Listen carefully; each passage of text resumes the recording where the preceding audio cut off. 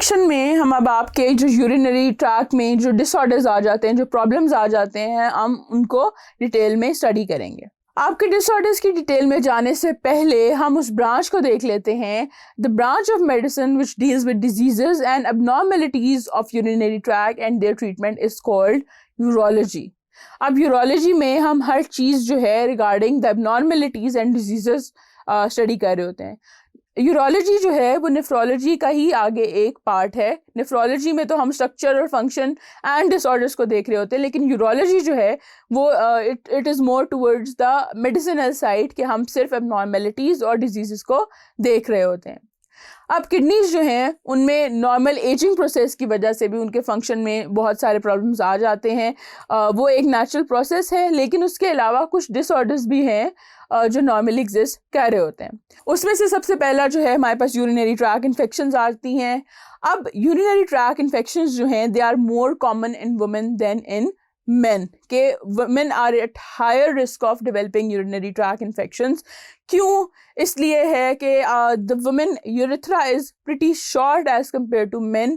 जो urethra है, the tube that carries the urine from bladder to the outside of the body, that is only 1.5 inches in women, जबकि in men it is 8 inches long, जिसकी वजह से जो bacteria हैं faecal matter में या इनल ओपनिंग के अराउंड वो इजीली जो हैं वो फीमेल यूरेथ्रा में जा सकते हैं। लेकिन in cases of male the urethra is too long and it's pretty separated from the body and इनस, जिसकी वजह से उसमें जो फीकल मैटर या आपकी बाकी बॉडी में मौजूद वहाँ पे जो बैक्टीरिया हैं सरफेस पे वो एंटर नहीं हो सकते। इसलिए वुमेन सफ़र यूटीआईज मोर देन मेन। अब यूटीआईज जो हैं उनके डिफरेंट टाइप हैं। उसमें से सबसे पहले है यूथराइटिस। यूथराइटिस जो है that is the infection of urethra, यानी कि जो उस ट्यूब के अंदर ही जो इन्फेक्शन हुआ है उसको हम यूथराइटिस कहते हैं। Then we have cystitis. Cystitis जो है अगर यूरिनरी ब्लैडर में इन्फेक्शन हुआ है तो उस वाले यूटीआई को हम कहेंगे सिस्टाइटिस। उसके बाद हमारे पास है पाइलोनेफ्राइटिस। पाइलोनेफ्राइटिस जो है that is the infection of kidneys के, यानी अगर वो किडनीज तक इन्फेक्शन आपका पहुंच गया है तो that is will then be called pyelonephritis. अब दूसरी जो डिसऑर्डर है, जो प्रॉब्लम आती है किडनी में, वो आती है किडनी स्टोन्स की। अब किडनी स्टोन्स हैं क्या? These are hard crystalline mineral materials that stick together to form small pebbles within the kidney और यूरिनरी ट्रैक।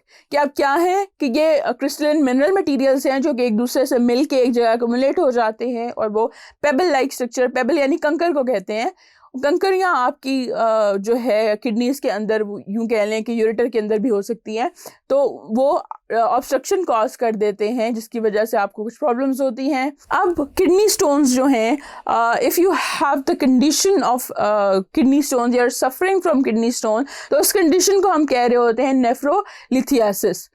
अब स्टोन्स जो हैं वो डिफरेंट टाइप्स के होते हैं। सबसे ज़्यादा जो कॉमन है वो कैल्शियम के या ऑक्सलेट के होते हैं। अगर आपके यूरिन में हाई कैल्शियम लेवल्स हैं तो उस कंडीशन को हम कहते हैं हाइपरकैल्सियूरिया, जिसकी वजह से आप के जो किडनी स्टोन्स हैं वो डेवलप हो चुके होते हैं या हो रहे होते हैं, क्योंकि वो अब्जॉर्ब हो रही होती हैं चीज़ें वहाँ पे, कैल्शियम भी, तो वहाँ पे स्टोन्स बन सकते हैं। देन अगर आपके यूरिन में हाई ऑक्सलेट लेवल्स है तो उस कंडीशन को हम कहते हैं हाइपर ऑक्सलूरिया, और उसके केस में भी ऑक्सलेट के जो हैं स्टोन्स बनते हैं। और तीसरी चीज़ है हाई यूरिक एसिड। अगर आपके ब्लड में हाई यूरिक एसिड जो है वो बहुत ज़्यादा है तो उसकी वजह से जो है आपको किडनी स्टोन्स हो सकते हैं, और वो यूरिक एसिड के स्टोन्स होते हैं और उसको हम कहते हैं hyper uricaemia, that condition of having high uric acid in your blood. अब जो कैल्शियम और ऑक्सलेट है वो यूजुअली इकट्ठे कंबाइन होकर स्टोन्स बना रहे होते हैं, तो ये these are the most common type of stones जिनको हम कहते हैं कैल्शियम ऑक्सलेट टाइप। और 70% जो किडनी स्टोन्स के पेशेंट होते हैं उसमें ये कैल्शियम ऑक्सलेट के स्टोन्स ही मौजूद होते हैं। अब जो किडनी स्टोन्स का ट्रीटमेंट है वो किस तरह होता है, उसमें एक मेजर टेक्निक है जिसको हम कहते हैं लिथोट्रिप्सी, वो यूज़ होती है। लिथोट्रिप्सी जो है वो क्या है वो आपको बाद में बताते हैं। बेसिकली उसकी दो टाइप्स हैं। We have extracorporeal shock wave lithotripsy, that is ESWL, and then we have percutaneous nephrolithotripsy, और उसको हम कहते हैं PCNL, एब्रीविएटेड फॉर्म में। अब ये दोनों में होता ये है कि शॉक वेव्स जो हैं उससे ब्रेक किया जाता है आपके किडनी स्टोन्स को एंड देन वो रिमूव हो जाते हैं या कर लिए जाते हैं। That depends on the type के ESWL है या PCNL है। अब अगर extra corporeal shock wave lithotripsy की हम बात करें तो हम एक इक्विपमेंट यूज कर रहे होते हैं जिसको हम कहते हैं लिथोट्रिप्टर।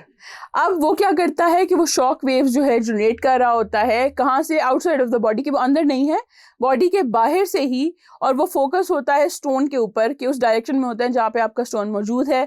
उसकी वजह से जो स्टोन है वो स्मॉल पीसेस में ब्रेक हो जाता है और मेजरली जो स्टोन के जब वो फ्रैगमेंट्स हैं वो स्पॉन्टेनियसली बाय यूरेथ्रा आपकी बॉडी से खुद ही नेचुरली निकल जाते हैं, उनको खुद रिमूवल की जरूरत नहीं पड़ती। अब ESWL का जो प्रोसीजर है वो इस तरह से परफॉर्म हो रहा होता है कि यू कैन सी कि किडनीज में आप यहाँ पे स्टोन्स देख सकते हैं। देन शॉक वेव्स जो हैं इस तरह से पेशेंट के बिल्कुल किडनी के ऊपर जो हैं वो लिथोट्रिप्टर के थ्रू जो है बीम थ्रो की जाती है। उसकी वजह से जो किडनी स्टोन्स हैं वो क्रश हो गए हैं, बहुत छोटे हैं, इतने छोटे हैं कि वो यूरेथ्रा के थ्रू रिमूव हो सकें। दूसरी जो टाइप है वो परक्यूटेनियस नेफ्रोलिथोट्रिप्सी है। अब इसमें ये होता है कि अब स्टोन अगर बड़ा है एंड ब्रेकेज के बाद भी अगर वो बॉडी में से खुद से नहीं निकल सकता तो उसमें हम एक इंस्ट्रूमेंट यूज़ करते हैं। एक ट्यूब जो है वो आपकी बैक साइड से, बॉडी की बैक साइड से इंसर्ट की जाती है इन योर किडनी। अब किडनी में वो एंटर होती है, उस ट्यूब के साथ फिर अंदर एक कैमरा जो है, एक स्कोप एंटर की जाती है ताकि विजुअल एड जो है वो मिल सके। वहाँ से देखा जाता है कि स्टोन की लोकेशन क्या है। उसी ट्यूब में से फिर एक जो है इंस्ट्रूमेंट पास किया जाता है जो कि शॉक वेव्स जो है डिलीवर कर सके। अब शॉक वेव जब उन स्टोन को छोटे पीसेस में कन्वर्ट कर देती हैं तो उस वाले प्रोब को हम बाहर निकाल लेते हैं और उसी ट्यूब के थ्रू हम एक और इंस्ट्रूमेंट ऐसा जो है वो एंटर करते हैं बॉडी के अंदर कि वो उन स्टोन के फ्रेगमेंट्स को 1 बाय 1 जो है वो पिक कर लेते हैं और उसी ट्यूब के थ्रू उनको बाहर खींच लेते हैं। इस तरह से यूरेथ्रा में से पास नहीं करना पड़ता स्टोन्स को, और ये उन केसेस में किया जाता है जहाँ पे स्टोन्स बड़े हैं। एक छोटा सा जो होल है वो होता है और उसके थ्रू ये सारा का सारा जो सर्जिकल प्रोसीजर है वो परफॉर्म कर लिया जाता है। अब ये टेक्नोलॉजी जो है इतनी वाइडली यूज्ड है कि बहुत रेयरली होता है कि ओपन सर्जरी की जाए प्रॉपरली। वो सिर्फ उन केसेस में होता है कि स्टोन बहुत ही बड़ा हो और वो बहुत ही रिस्की हो कि उसको इस मेथड से रिमूव किया जाए। अदर देन दैट जो है यही 2 मेथड्स हैं जो यूज़ किए जाते हैं।